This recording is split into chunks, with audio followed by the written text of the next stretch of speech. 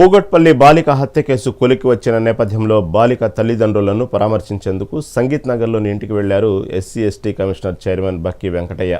కుటుంబ సభ్యులను పరామర్శించి వాళ్లకు ధైర్యం చెప్పారు. బాలికను చంపిన వ్యక్తిని కఠినంగా శిక్షించాలని అన్నారు. వాళ్ల కుటుంబానికి ప్రభుత్వం తరపున సహాయ సహకారాలు ఉంటాయన్నారు.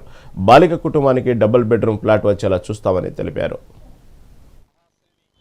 హత్య చాలా బాధాకరం, చాలా దారుణం. వాళ్ళ కుటుంబానికి నేను ప్రగాఢమైన సానుభూతి తెలియజేస్తూ ఉన్నా. మరి వాళ్ళ యొక్క తండ్రి కృష్ణ, తల్లి రేణుక కానీ ఒకటే డిమాండ్ చేస్తూ ఉన్నారు. మాకు జరిగినటువంటి అన్యాయం, మా కుటుంబానికి జరిగిన అన్యాయం మళ్ళీ ఏ కుటుంబానికి జరగద్దు. మా ఒక కొడుకు ఇంటికాడ నుంచి పోవాలంటే కూడా మాకు భయం అయితే ఉన్నది. మరి పగలు మరి నడి సెంటర్ సిటీలో ఇది జరగడం చాలా ఘోరం.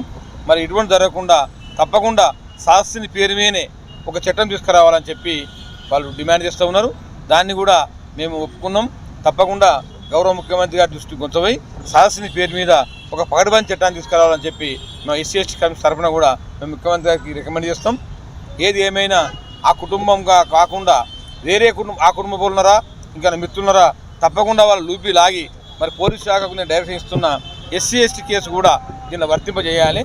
ఆ కుటుంబంలో కాకుండా ఎవరో బంధుమిత్రులు ఎవరున్నారో అందరినీ కూడా జైలుకు పంపాలి. వారి జీవిత ఖైదు పడే విధంగా చేయాలని చెప్పి కూడా తల్లిదండ్రులు కోరుతూ ఉన్నారు.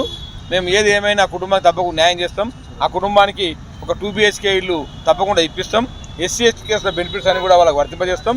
తర్వాత స్పెషల్గా కుటుంబానికి ఒక ఎక్స్కేసే కూడా మరి గౌరవ ముఖ్యమంత్రి గారికి ఎస్సీ ఎస్టీ కమిషన్ తరఫున రికమెండ్ చేసి ప్రత్యేకంగా ఎక్స్కేసే కూడా ఇప్పిస్తాం. వాళ్ళు చాలా గరీబ్ వాళ్ళు, ఒక చిన్నపాటి ఉద్యోగం చేసుకుంటారు కనుక ఆ కుటుంబానికి తప్పకుండా 100% న్యాయం చేస్తామని చెప్పి ఎస్సీ ఎస్టీ కమిషన్ చైర్మన్గా వాళ్ళకు తప్పకుండా న్యాయం చేస్తామని చెప్పి కూడా